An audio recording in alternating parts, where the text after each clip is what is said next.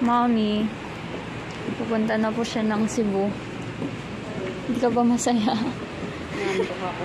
Same. Hindi pa ako natutulog. Hindi pa kami natutulog. Ginusto mo to. Panindigan mo. Mabuhay! I'm Sai. At sa vlog na ito, pupunta kami ni Mami sa Cebu para manood ng sinulog. Ang flight namin ay 4:20 AM. Kaya mga 12:30 AM pa lang, nandoon na kami sa airport at naghihintay para sa aming flight. Kaya ayon, sigurado puyat kami mamaya.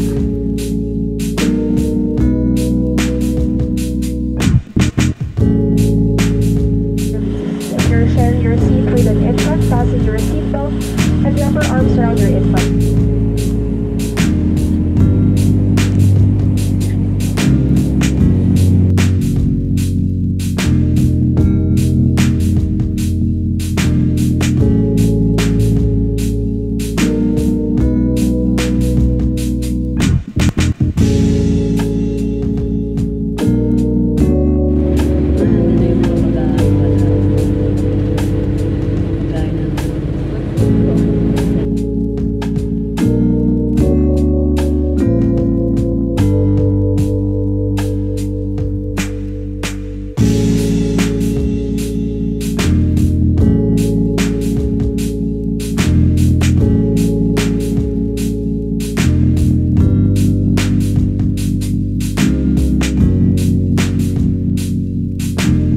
Naghintay kami ng jeep mula sa airport papunta sa sakayan ng jeep na magdadala sa amin patungo sa lugar kung saan gaganapin ang street dance.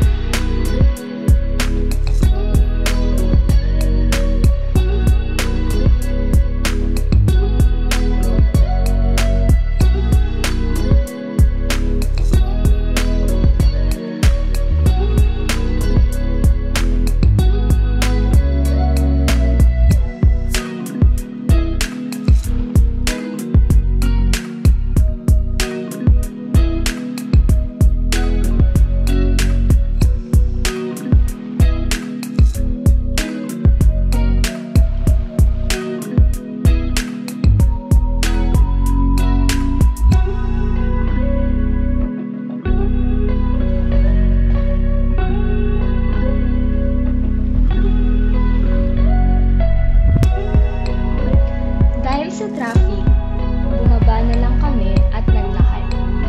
Siguro, mga 30 minutes din ang nilakad na.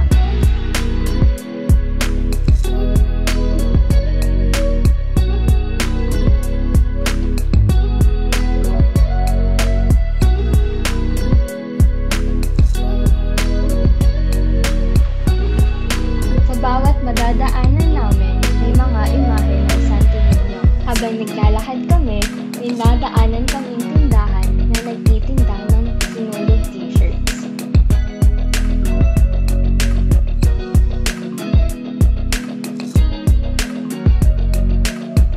Naghintay kami sa isang lugar dahil sinabi nilang doon dadaan ang parada. Pero biglang hindi na raw, kaya lumipat kami sa ibang pwesto para makapanood. Wait kami sa unang pwesto na pinuntahan namin dahil nagugutom na kami. Kaya nagdesisyon kami kumain muna at doon nasalubong namin ang parada. Kaya kumain muna kami at pagkatapos nanood na kami.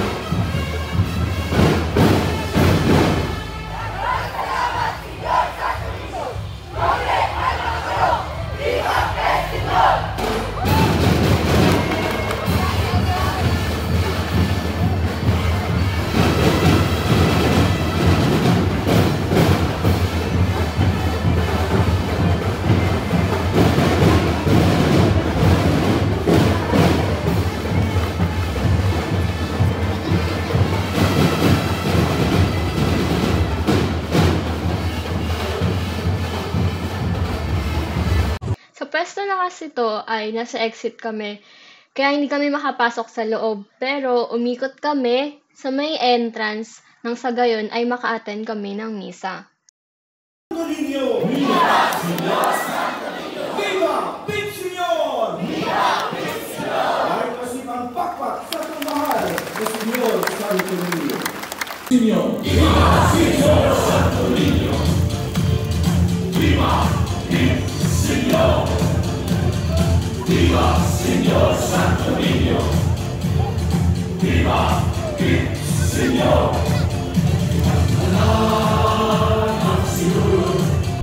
Pagkatapos ng misa, umuwi na kami, pero dumaan muna kami sa bazaar dahil huling gabi na raw.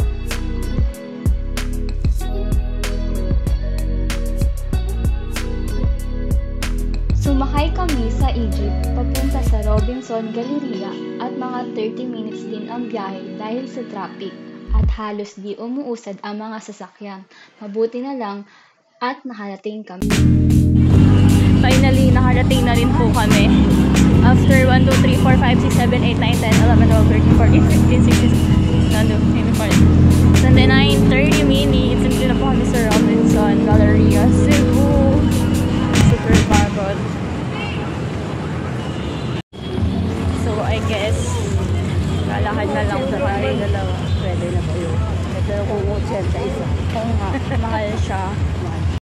Nang pauwi na kami, wala akong mabook na grab car at dapat mag-angkas na lang kami. Pero mahal, kaya nagdesisyon na lang kami na lakarin mula Robinson Galleria patungo sa aming tinutuluyan.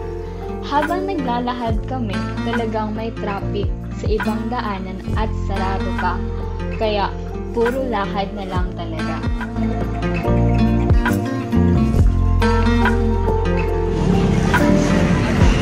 Nakita yung Jollibee.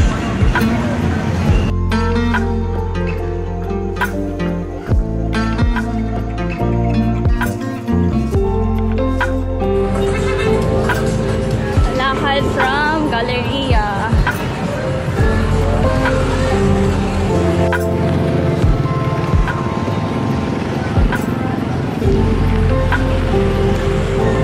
Ayan guys, traffic po.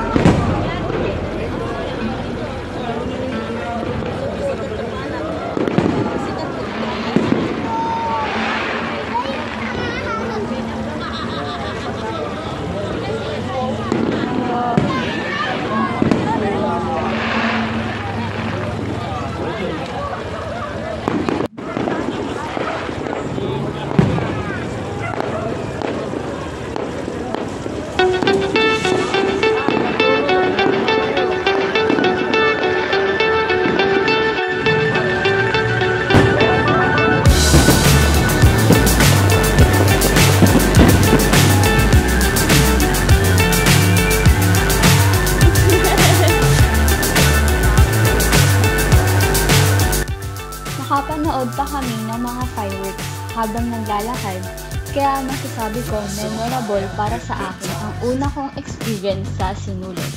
Parang New Year nga eh. Chasing stars and holding you. I can't see the end, but we'll see it through.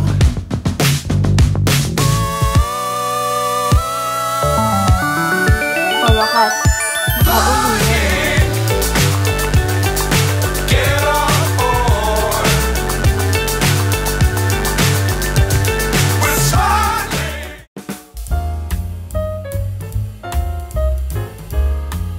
Nag-avail kami namin ng Cebu City at uphill tour at pinick up kami sa tinutuloyan namin ng 7 AM. Kaya lang, dahil maaga kami umalis, hindi kami nakakain ng agahan. So kumain na lang kami ng biskwit. Ang binayaran namin ay 999 pesos bawat isa para sa tour na to. Ang una naming pinuntahan ay ang Sirao Garden dahil medyo malayo siya sa city. Bawat lugar na pupuntahan namin may 40 minutes lang na allotted time.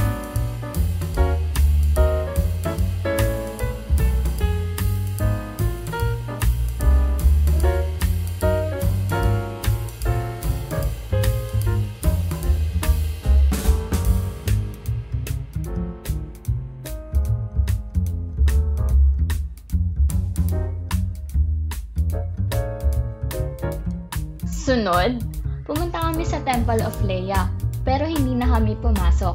Nagpaiwan na lang kami sa labas. May bayad na 150 pesos kung gusto mong pumasok. Dahil hindi kami kumain ng agahan, kumain na lang kami habang hinihintay sa mga kasama namin. Bumili kami ng cup noodles, pero expired pa. Sunod namin pinuntahan ay ang Taoist Temple. Hindi na kami nagtagal dito at pinaalalahanan kami na bawal mag-picture o mag-video sa ibang parte ng temple.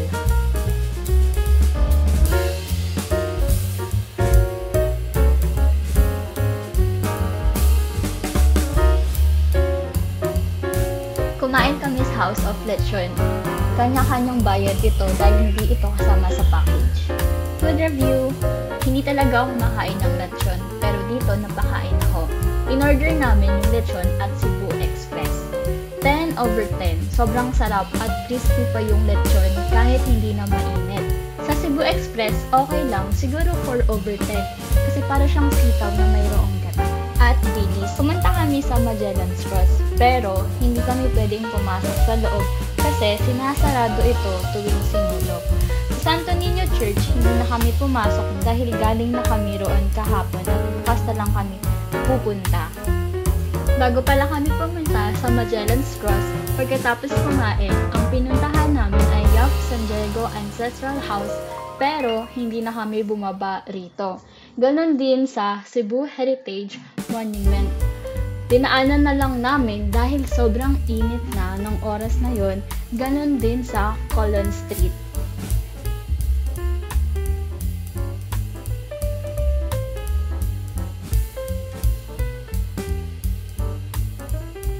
Nandito na kami ngayon sa CC Lex o Cebu Cordova Link Expressway, ang pinakamahabang tulay sa Pilipinas.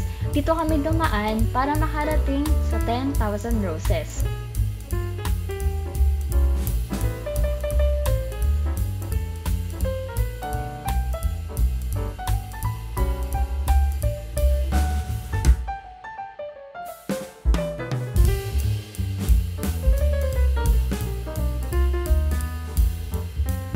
Ayan, nandito na kami sa 10,000 Roses. Mainit pa rin at tirik na tirik ang araw, pero maganda rito lalo na pag gabi.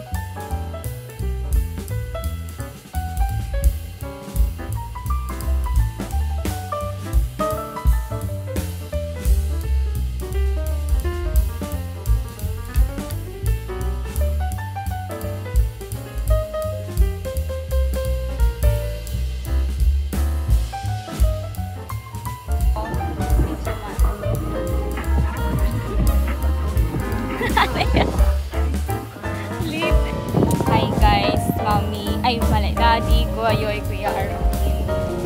Ipapasyal na lang namin kayo. Mag-guard na po.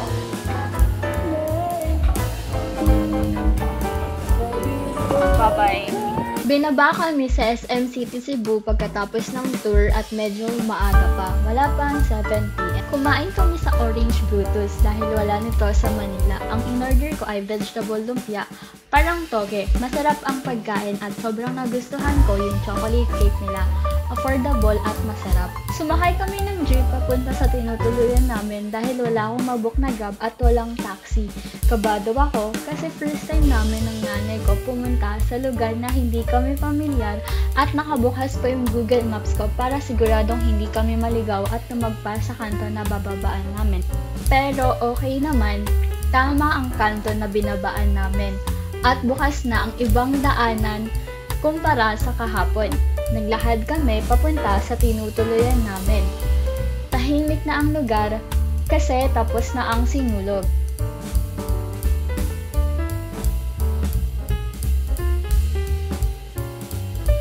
Last day, bago kami umalis, kinilo muna namin ang mga bag kasi hindi pwedeng lumagpas ng 7 kilos. Mabuti na lang, wala pang 5 kilos.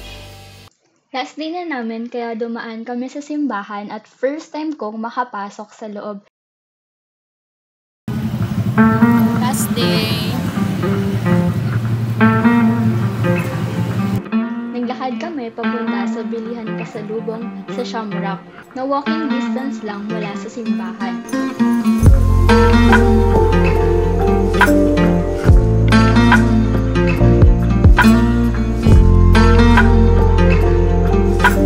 Ito ang College Street. Dito kami sumakay ng Egypt papunta sa SM. Tanghali na nang dumating kami sa SM at kumain kami sa Johnny's dahil wala nito sa Manila at ayon sa crew sa Cebu at Bohol lang daw sila may branch. Masarap naman ang pagkain kaya nirecommend ako na subukan na nito dahil hindi lang masarap kundi abot kaya pa. Tirin namin ang cheese roll at masarap din siya at pati ang chocolate otak puff. Tinapay na otak na may chocolate filling na binili namin ito sa Shamrock. Pagkatapos kumain, hindi na kami nagtagal sa SM dahil baka matraffic kami papunta sa airport. Sumakay kami ng bus papuntang airport. Mga 2 PM pa lang ata nung oras na yun at ang flight namin ay nasa alas 7 pa ng gabi. Masasabi kong bitin pero sigurado akong babalikan ko ang Cebu. Sana next year makapunta ulit ako at makapanood ng fluvial at street dancing.